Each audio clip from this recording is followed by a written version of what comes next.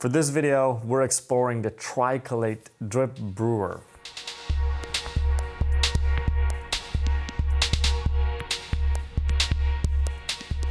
Welcome, my name is Patrick Rolfe and this is Coffee with April. For this video, we're gonna explore what for us is a new brew method. It's been around for a while, but only recently, actually through our Patreon network, kind of was made known to us. And we made sure to get one. And we've been trying it ever since, and that's kind of interesting. And we're sharing it now for the first time. It's a Tricolate brewer, which basically launched several years ago, I think, but we haven't really seen it on the market. Scareo made a post about it a few months back, I think, discussing some of the attributes with it, which made us a bit curious, and we've been asking around ever since, and we finally got one.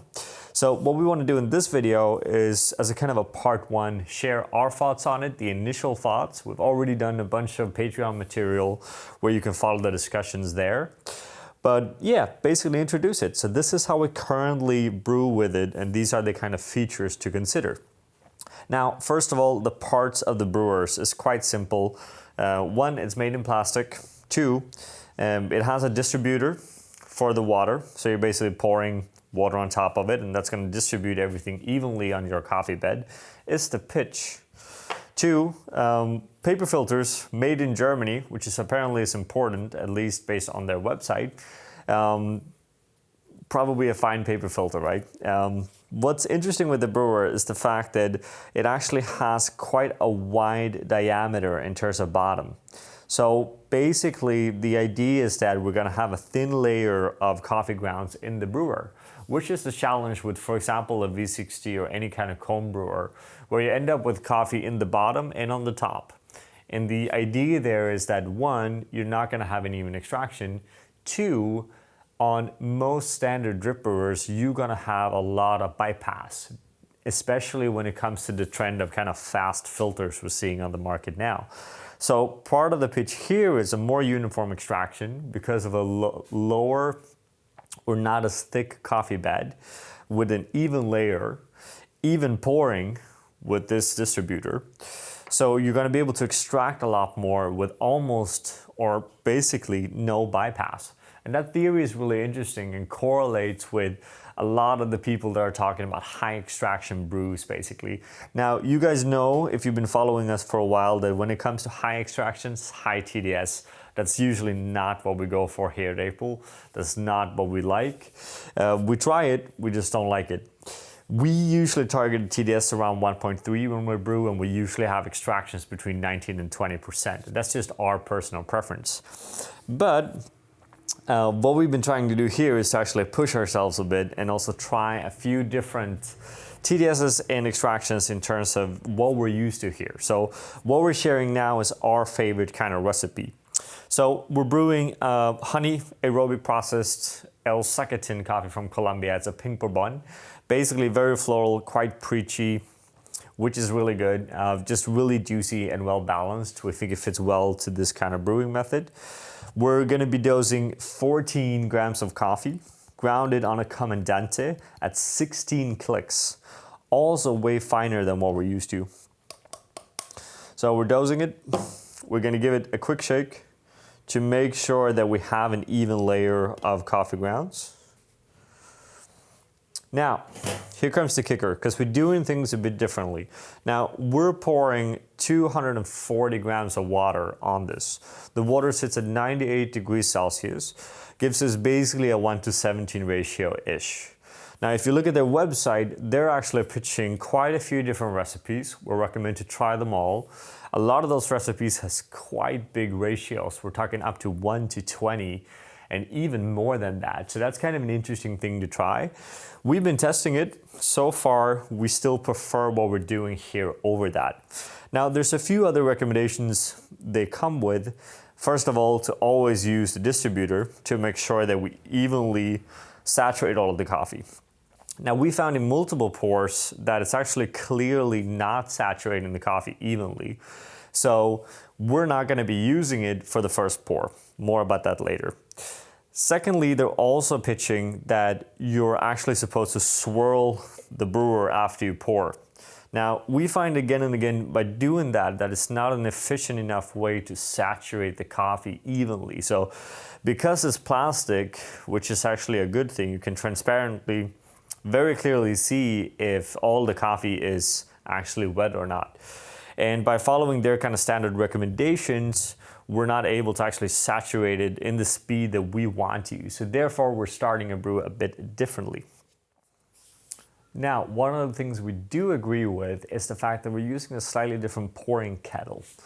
So instead of using a kettle with a fine spout, we're actually using the fellow kind of normal boiling kettle, which allows us to pour a bit faster, a bit more aggressive, which allows us again to saturate the coffee a bit better.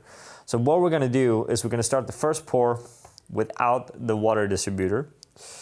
We're starting the timer, and I'm gonna pour a total of 100 grams of water. Here we go. And then actually we're able to saturate the coffee a lot better than what we would be able to do with this on top. So for the second pour, what we're gonna do is I'm actually gonna put it back on, basically pitching that the evenly distribution should have a better effect now when the coffee is better saturated. So we're putting it on. Remember to tare the scale again, so that is correct. And we're gonna let this first pour sit for 1 minute.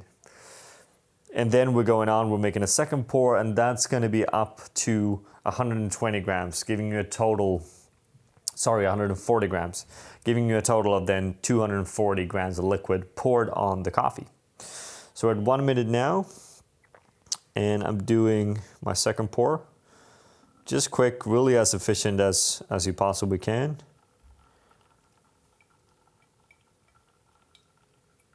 And we're up at 140. Now, pouring from these kettles is a bit more of a challenge. You have to pay a bit more attention. But in this case, it kind of makes sense. So basically what we're doing at this point now is just letting the coffee go down. And this is interesting, and it's interesting for a lot of different reasons, but we can see looking at the filter that we still have some coffee that isn't properly saturated. There's still a bit of dry pockets in this bed here.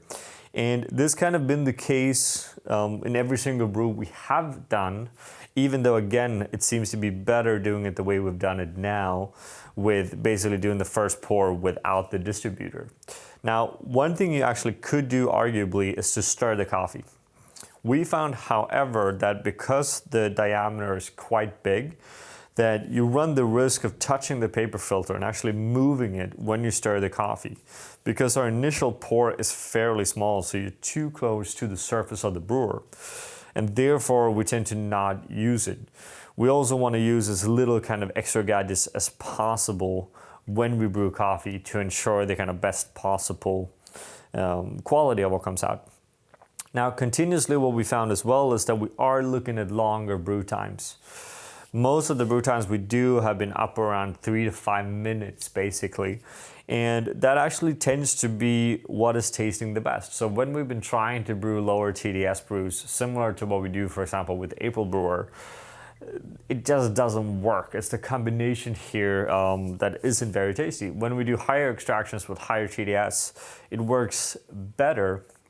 But we should say that we're still looking for that kind of preferred brew recipe, or basically good cup of coffee, which we haven't really been able to find yet.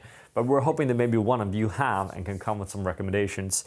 And with that, we're gonna kind of continue exploring what we can do here in terms of making really tasty coffee. As always, when you start with the new brew method, it's a bit of a journey, it takes a bit of time. We're also talking to the Tricolate guys to get some recommendations and tips to see what we can come up with. But we find again and again when people talk about these kind of higher TDS, higher extraction brews, that might be a lot more suitable with medium to dark roasted coffees, and simply not always suitable with a lighter, more modern style of roasting that we work with and other roasteries in this part of the world would be doing.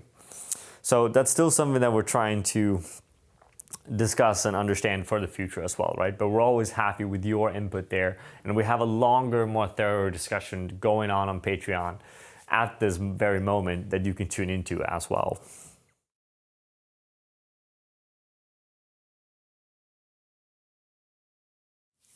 Total brew time here is 5 minutes.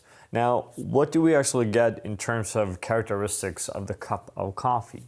Well, this is kind of interesting. And like, first of all, we should say, regardless of slightly uneven beds in kind of either direction, regardless of how we pour, also arguing that we are not necessarily sold on the fact that it always has to be a flat bed. That's basically more of a visual attribute than an extraction attribute, we would say.